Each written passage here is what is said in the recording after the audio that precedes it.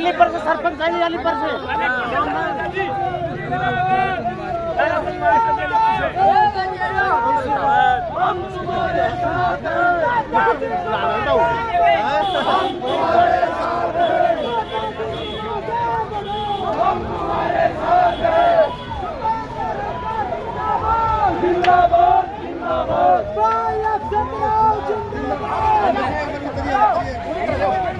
राहुल आ रहे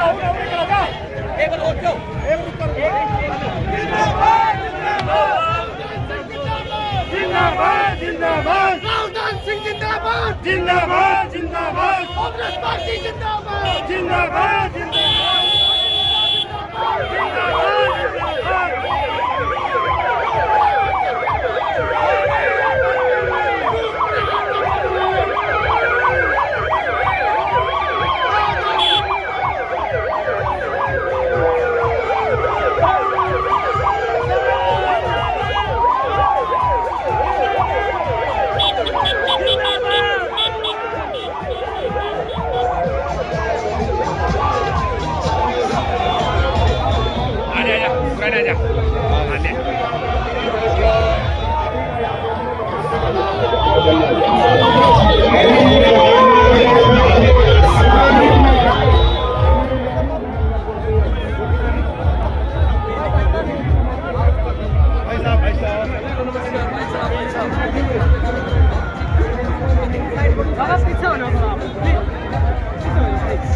पीछा भाई साइड में जाओ थोड़ा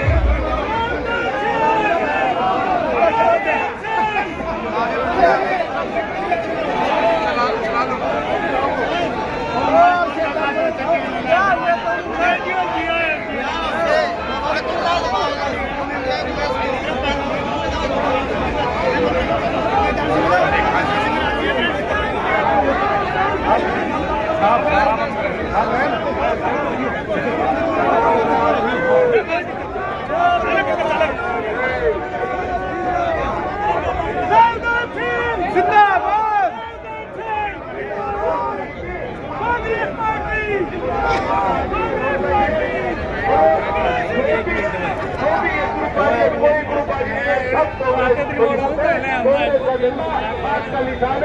लेकर चलने वाले जय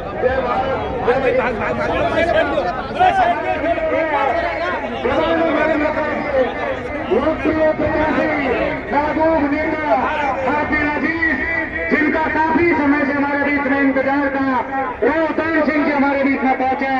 कांग्रेस पार्टी सोनिया गांधी, राहुल गांधी, भूपेंद्र हुड्डा, रोहतान सिंह।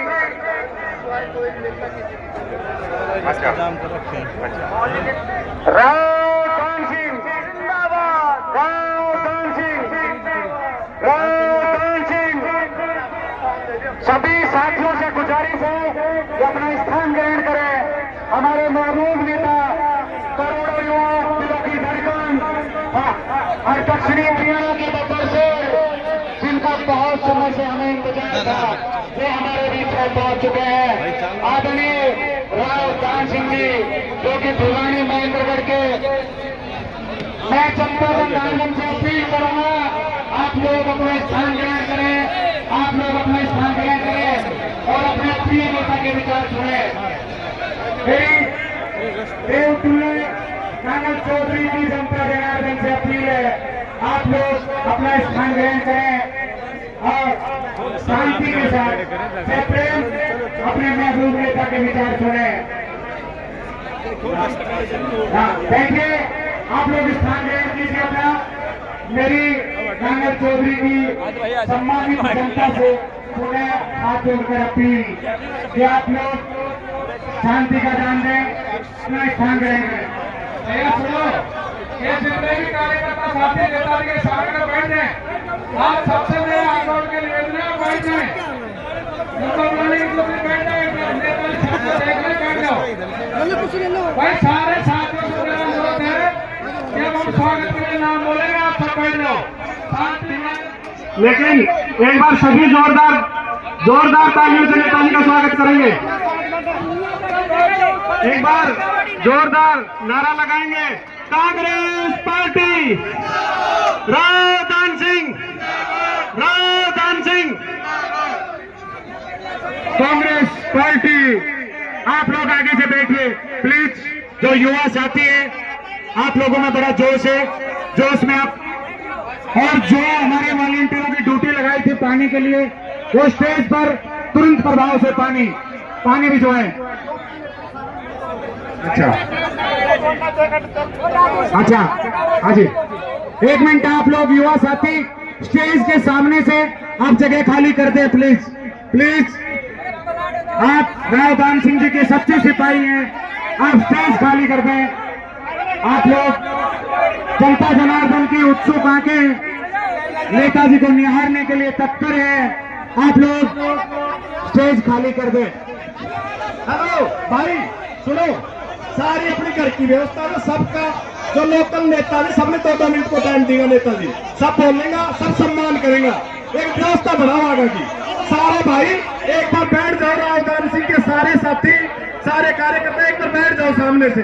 मंच की व्यवस्था जब तक अच्छी नहीं बनेगी, कार्यक्रम चालू कैसे कर पाएंगे? और सबका आपका हौसला, जुनून, ताकत ये 25 तारीख तक ऐसे रखो और सारे भाई व्यक्तिगत बारी बारी से स्वागत करते रहो। धन्यवाद। देखिए, जब तक वक्ता और श्रोता का तारतम्यता नहीं रहेगी, आप लोग स्टेज सामने से खाली कर दें। एक बार 1 मिनट आ रहा हूं। हाँ जी,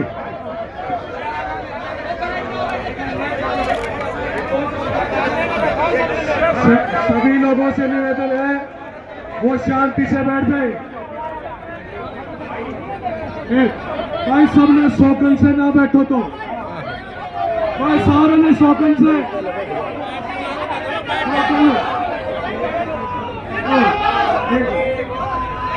अब यार सिर्फ रोहतान सिंह जी के नारे लगाओ और इंडिविजुअल कोई नारे मत लगाओ।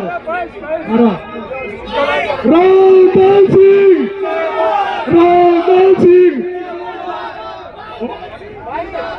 अरे 1 मिनट भाई, सभी से निवेदन है, जो रोहतान सिंह जी का चाहता है, रोहतान सिंह जी को चाहता है, और यदि वो खड़ा रहता है तो वो दान सिंह जी को नहीं चाहता है, वो नहीं चाहता। दान सिंह जी के चाहने वाले बैठेंगे, कोई खड़ा नहीं रहेगा। अब ये देखना है कौन दान सिंह जी को चाहता है, कौन नहीं चाहता है। आगे बैठ जाओ, पंडित जी बैठ जाओ सारा बाकी सोचना बैठो तो।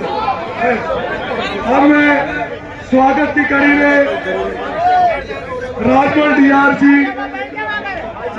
डीआर जी नाड़ से, सत्येंद्र सरपंच कालवा से, श्याम सुंदर अमरपुरा से, ओम प्रकाश मांडिया जी क्या कहेंगे कि रामदान सिंह जी को संयुक्त रूप से पकड़ी पहनाए। राजमहल डीआरओ जी राम नरेंद्र जी का स्वागत अजय शर्मा जी करेंगे।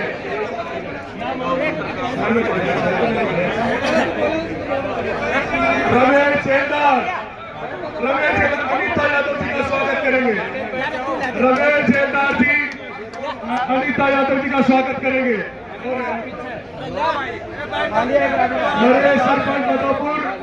नरेश सरपंच बदौपुर रामनिवास यादव जी का स्वागत करेंगे। कोर्ट पुलिस जो है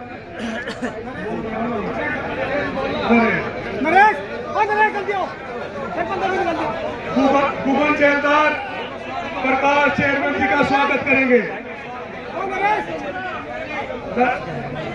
भुवन चेंदार जी प्रकाश चेयरमैन जी का स्वागत करेंगे। बैरू पहलवान राव सुरेंद्र जी का स्वागत करेंगे। भुवन चेंदार जी प्रकाश चेयरमैन जी का। तेरा नाम बताए, मैं बुलवाऊंगी।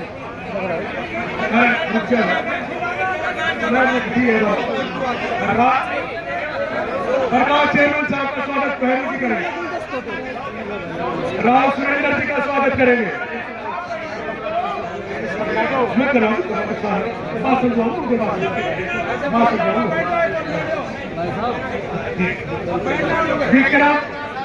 विक्रम से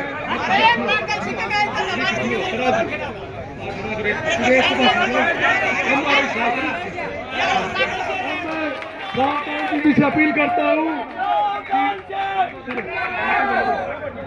अब समय का अभाव है तो ये करें।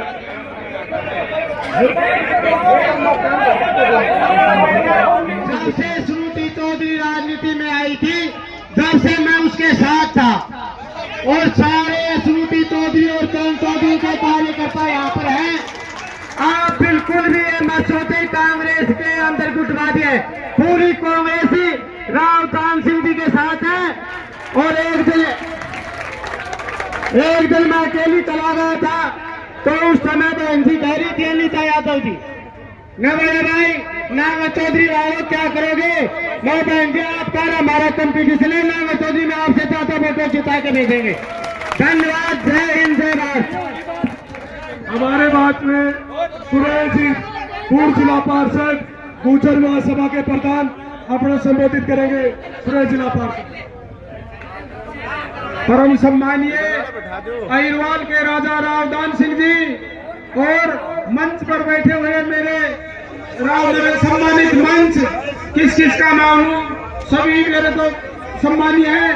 और मेरे पिता तुम बुजुर्गों, नौजवान साथियों, ये लोकतंत्र का चुनाव है, ये संविधान बचाने का चुनाव है। आप हम सबको मिलकर इस लोकतंत्र का पर्व पर हम सब मिलकर आने वाली 25 तारीख को हाथ का बटन का निशान दबाकर कामयाब बनाना है। जात पर ना पात पर, बटन दबेगा हाथ पर। जय जवान जय किसान। श्रुति चौधरी टिकट लेके आई थी यहाँ, हम उनका तन मन धन से यहाँ फर्श बिछाने का काम किया। इस इलाके में कैलाश यादव, मैं, राजकुमार सैनी, ये लोग थे। इधर 12 गांव में राव होशियार सिंह, महेश सोडा, और उनको जिताने का काम किया। आज ये बीजेपी वाले, इनके पास कुछ है तो है नहीं। 10 साल हो गए, 10 साल में कुछ काम तो किया नहीं। लोगों को ऐसा कर दिया, हमारे बेरोजगार लड़के यहाँ पढ़ लिख कर नौकरी फौज की करते थे, उनको ऐसा कर दिया मर जाए तो शहीद का दर्जा नहीं और 4 साल के बाद भी नौकरी नहीं। ऐसा काम किया बीजेपी ने। तो भैया अब पहले नारा लगता था भाई जाट बोले बात पर, इंदिरा जी की बात पर मोहर लगेगी हाथ पर। और हम नारा है, मैं जाट बोले बात पर, इंदिरा जी की बात पर मोहर लगेगी हाथ पर। ये नारा है, आप इसको कोई संदेह नहीं है।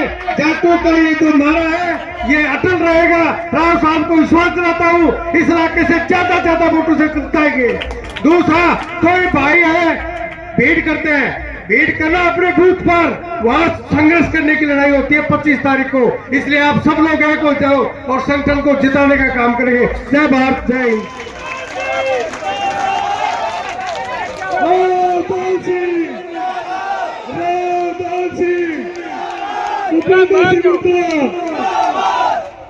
अरे बैठ जाओ बैठ जाओ बैठ जाओ, ओ लीडरो बैठ जाओ, लीडरो बैठ जाओ, बोल देता हूँ बैठ जाओ।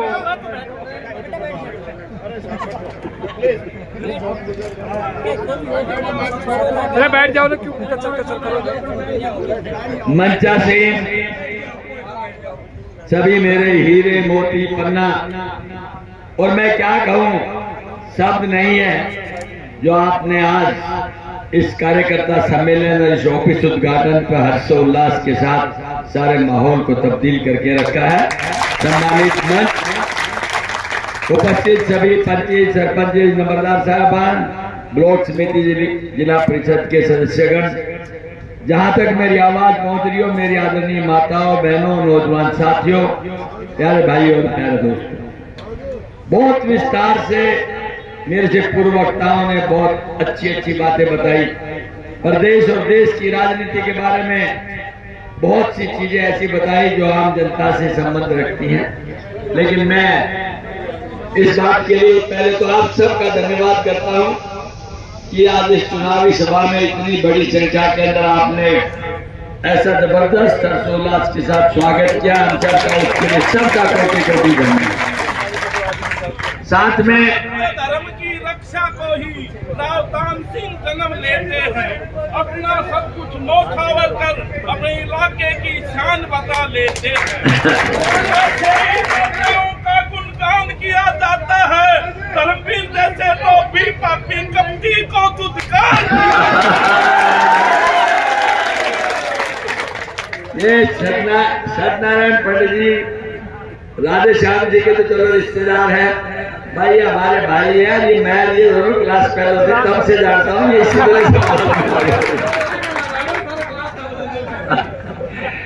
जो इनका जलवा आज नहीं, उस टाइम भी ऐसा ही होता है। बिल्कुल सही कह रहे हो राव साहब। हाँ, कविताएं लोग करते करते कविताएं लिखते थे। दोस्तों, 25 तारीख को भारतीय लोकसभा का चुनाव होने जा रहा है, ये आप और हम सब जानते हैं। चुनाव अनेकों बार आए चले गए। 75 साल की देश की आजादी के अंदर कितने ही मंत्री, मुख्यमंत्री, प्रधानमंत्री बदलते रहे, लेकिन कभी भी इस तरह का माहौल चुनाव से पहले नहीं देखा जैसे आज देखने के लिए मिला। दुनिया सत्ता के खिलाफ, हर वर्ग की आवाज सत्ता के खिलाफ, हर कोने से एक आवाज, और उसके बाद एक असमंजस और एक शक की गुंजाइश कि आखिर होगा क्या। लेकिन मैं आपको बताना चाहता हूं, 6 और 7 दिन के इस चुनावी मैदान के जंग के बाद मुझे 100% इस बात का विश्वास है कि आप लोगों की जो भावना है, जो उत्साह है, जो विचार है, उससे निश्चित तौर पर आप सत्ता परिवर्तन करने जा रहे हैं, इसमें कोई दो राय नहीं। बस मेरी गुंजाइश सिर्फ इतनी है, विश्वास होना बहुत अच्छी बात है, लेकिन अति विश्वास से कई बार चीजें बदल जाती है। मैं एक छोटा सा उदाहरण मेरे स्वयं की आंखों से देखा हुआ आपको बताऊंगा, फिर उस पर आपको चिंतन करना है और फिर आपको ये सोचना है कि वाकई में ठीक बात है, हमें ओवर कॉन्फिडेंस नहीं होना चाहिए। दुश्मनों को कभी छोटा समझते हो तो खुद अपने आप को छोटा बनाते हो। मैं याद दिलाऊंगा कि तकरीबन 40 साल पहले की बात है, मैं भिवानी में पढ़ता था। हमारे गांव के पीछे नवा राजगढ़ एक गांव, वह बाबा नागा का एक मेला भरता है, आज भी भरता है। वहां पर जैसे अपने अमूमन यहाँ दंगल होते हैं, दंगल कबड्डी के, कुश्ती के तब भी होते थे। तो हम वहां गए, वहां बड़े बड़े पहलवान देखे। उनमें एक पहलवान था बालिया, जिसका कद छोटा था लेकिन वैसे बड़ा सुपर पावरफुल था। जो दूसरे बड़े बड़े 6.5 फुट के पहलवान उसके सामने हाथ नहीं मिलाने की हिम्मत करते थे। जैसे ही एक कुश्ती खत्म हो जाती थी उन दिनों में, तो सारी कुश्ती 11, 21, 51, 101 तक 501 तक सिमट जाती। तो जब पहलवान जो रेफरी था वो बीच में बोलता, ये पहलवान इस कुश्ती के लिए आया है, किसी के मारे दूध पिलाया तो आ जाओ। तो दूसरे पहलवान कूदते हैं, उसके साथ में वो पहलवान जो बालिया था वो भी चला गया, ऐसे समर शॉट मारता। वो चिकनी मिट्टी थी, पैर यूं मारता तो पाउडर की तरह से मिट्टी ऊपर उतरती। और बड़े बड़े पहलवान उसके सामने जाने से हिचकिचाते, जब वो सामने दिखता नीचे देखने लगता तो कोई नहीं भाई। फिर दूसरी बार ऐसा ही हुआ। जब तीसरी बार ऐसा हुआ तो हमारे गांव वाला एक भोला भाई था, कमजोर सा था, थोड़ा बहुत मानसिक रूप से तेज था। वो अपने बाप को टीली करके भागने लगा, उसका बाप पीछे हुआ आगे। तो सब लोग कहते थे पागल है। वो देखा कि ये तो छुट्टी बोल रहा पूरे दंगल की, वो उस कोने में खड़ा था। तो भटका वो पहलवान जो था बड़ा ताकतवर था, सारे पहलवान तो बैठ के ये पहलवान के कहा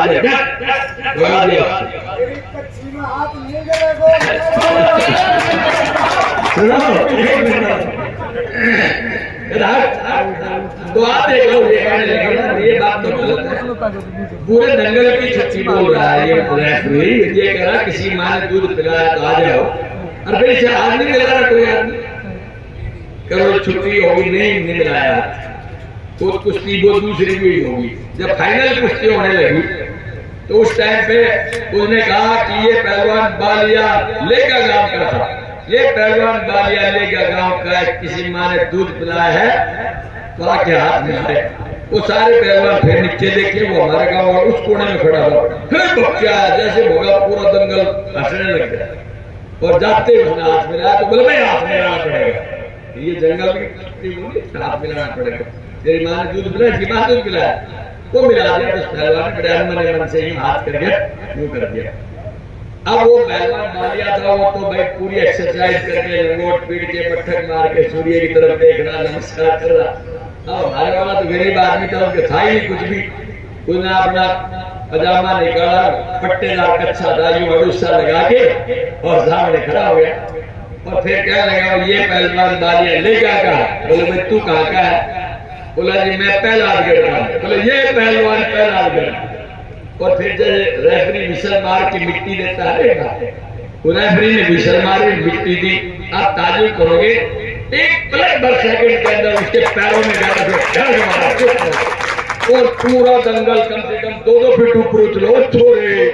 और उस पहलवान ने उसके बटका भर लिया, जो तगड़े पहलवान ने 2-3 पहलवान ने बोल के छुटाया, यहाँ से खून हो गया। मुझे याद है कि वो खेस जो था ना, उन दोनों ये शोर नहीं होते थे, सूत का से खेस था, पहना 2 रुपए 5 रुपए 10 रुपए से भर गई हो।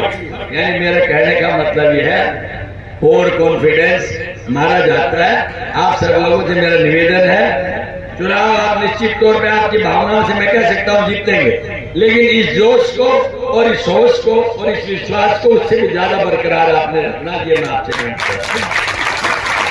सवा साल जब हम जनता के बीच जाते हैं तो हमसे पूछते हैं कि आपके सोच क्या है, विचार क्या है। मैं आपसे कहना चाहता हूं कि भारतीय जनता पार्टी को 10 साल पहले राज इस महान जनता ने दिया। उस समय बड़े विश्वास और आशा के साथ ये हो सकता है कांग्रेस ने जो काम नहीं किए वो ये काम करके दिखाए, क्योंकि उन्होंने कहा था हम अच्छे दिनों के लेके आएंगे।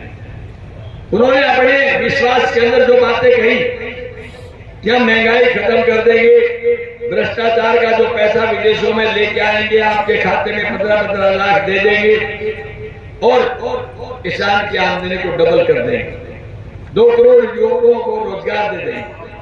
हमारे युवक भी भ्रमित हुए, किसान भी भ्रमित हुए और अल्टीमेटली परिणाम ये रहा कि कांग्रेस को हरा दिया और इनको सत्ता सौंप। लेकिन जब सच्चाई सामने आई 10 साल में, तो आज परिस्थितियां क्या है?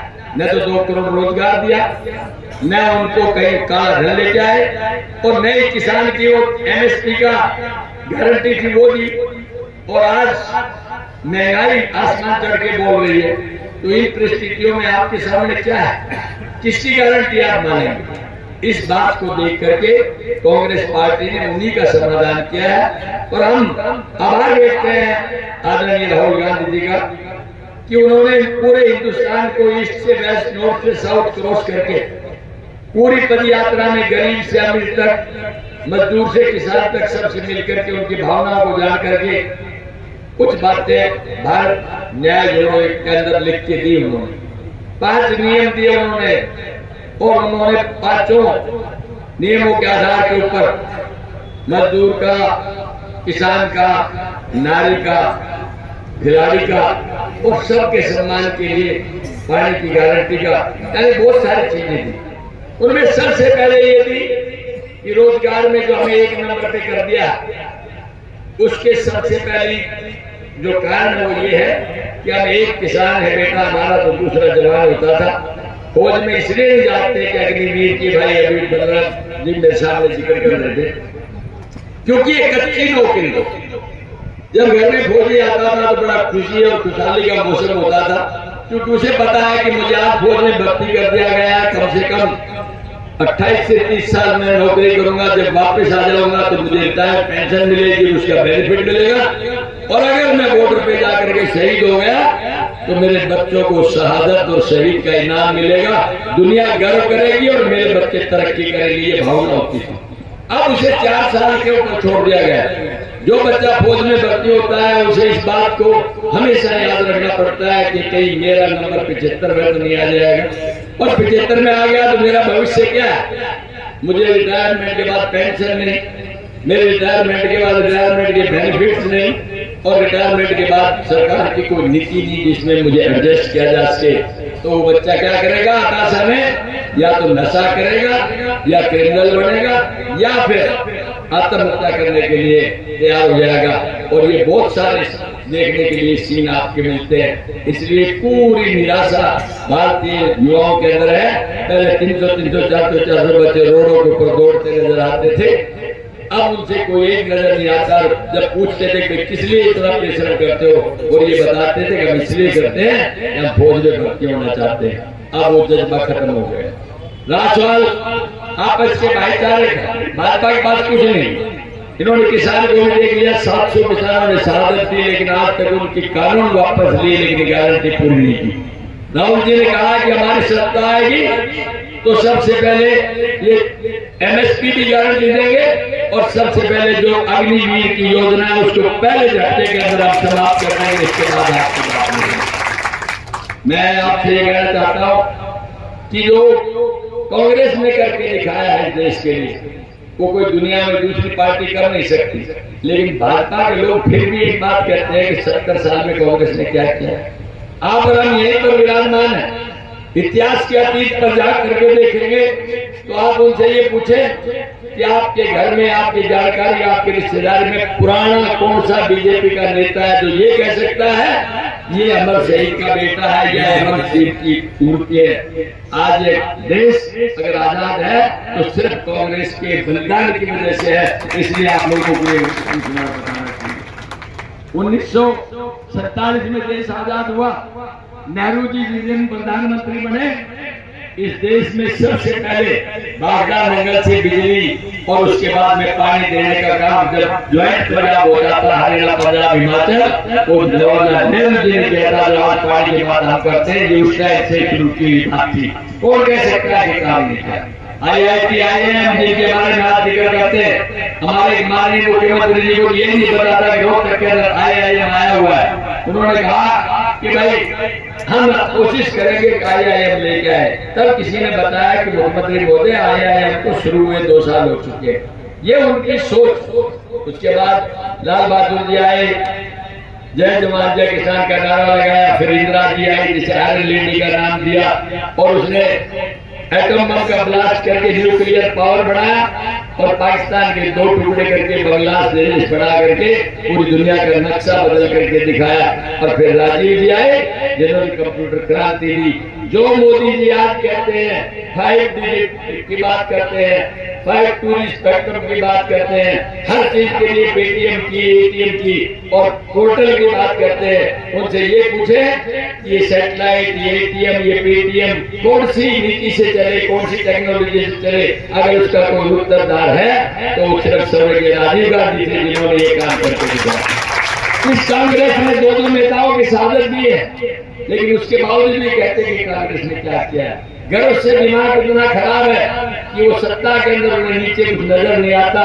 मैं तो ये कह सकता हूँ कि मत कर इतना गुमान है हुक्मरान, हमने तो देखा है चढ़ते सूरज को भी डरते।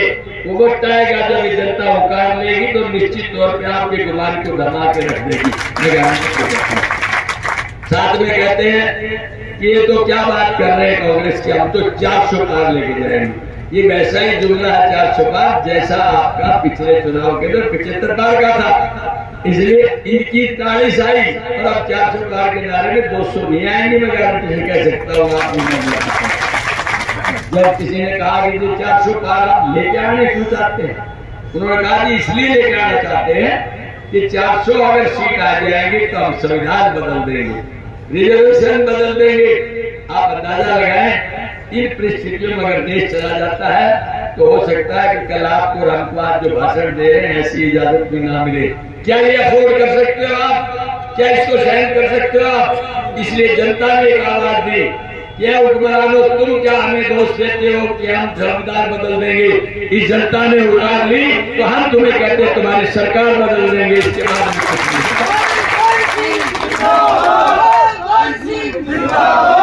मैं आपसे ये कहना चाहता हूँ, यहाँ हरियाणा प्रदेश की बात आती है, चौधरी भूपेंद्र सिंह हुड्डा के राज को याद किया जाता है, जिन्होंने हर क्षेत्र के अंदर विकास की बात की। ये दक्षिणी हरियाणा जिसके अंदर तो शिक्षण विज्ञान की कोई संस्थान नहीं था, सेंट्रल यूनिवर्सिटी एक मिली वो आपके यहाँ पर बनी, आयुर्वेदिक मेडिकल कॉलेज दूसरा मिला वो नारनौल के अंदर मिला। राव वीरेंद्र सिंह जी ने अपने टाइम पे कुछ नहीं कर पाए, राव वीरेंद्र सिंह के नाम से इंजीनियरिंग कॉलेज जैनाबाद के अंदर दिया।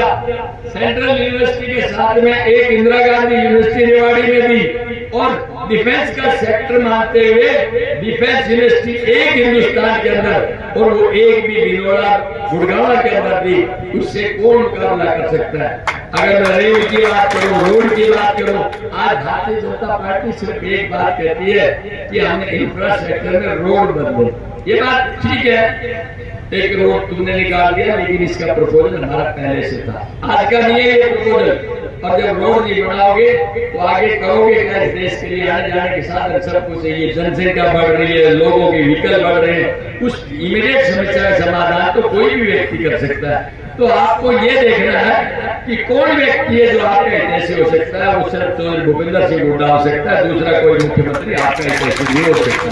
और आज परिस्थितियां ये हैं कि आपके हरियाणा के अंदर 9 किलो कांग्रेस की और 1 सीट आपके अलाई की, 10 की 10 सीटें आप चुनाव जीतने जा रहे हैं। और जितने 10 सीटें जीते आएंगे तो हरियाणा के अंदर कोई भी कांग्रेस की सरकार बनाने से नहीं रोक सकता। आपकी सरकार भी बनेगी और आपके काम भी होंगे। राजस्थान से सटा हुआ ये क्षेत्र बहुत संघर्ष में रहा है नागर चौधरी। यहाँ पानी की विकट समस्या रही है, कुछ पानी का समाधान हुआ तो अभी भी बाकी बहुत कुछ बचा हुआ है। भाई मैं इतनी कह सकता हूँ, भगवान मौका देगा, आपका आशीर्वाद रहेगा तो उस पानी की समस्या का समाधान आप जरूर करेंगे निश्चित तौर।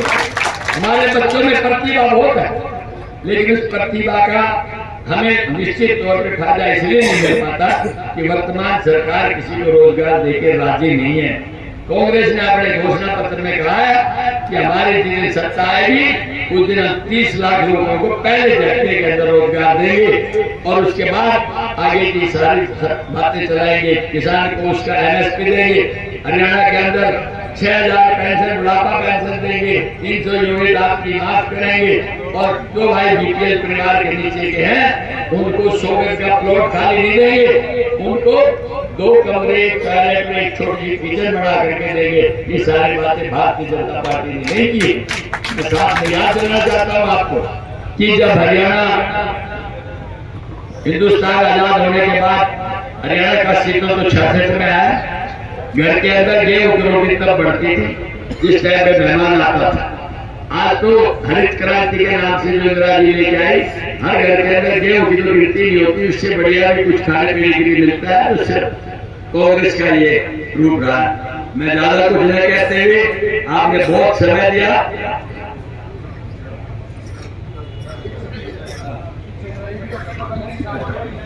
मैं 2-3 निवेदन आपसे करूंगा। पहला निवेदन तो ये है,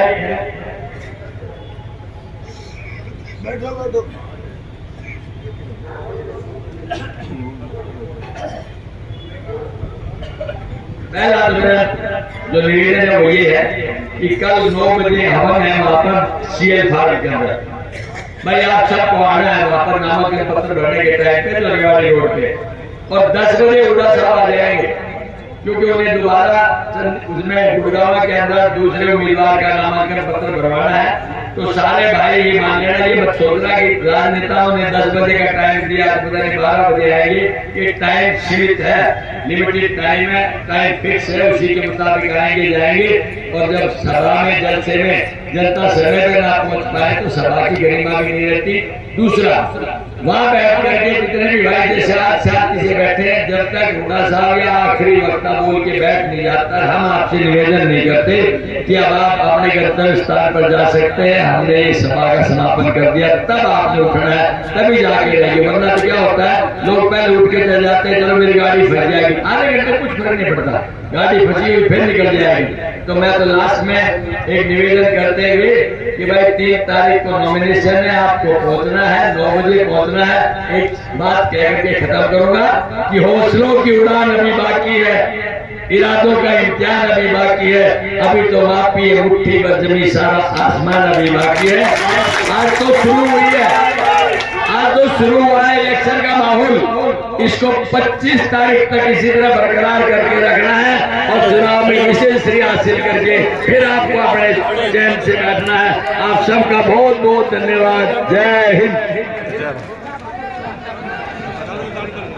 भाई एक प्रसाद है सबके लिए, सारे भाइयों को निवेदन है प्रसाद लेकर के जाना। धन्यवाद।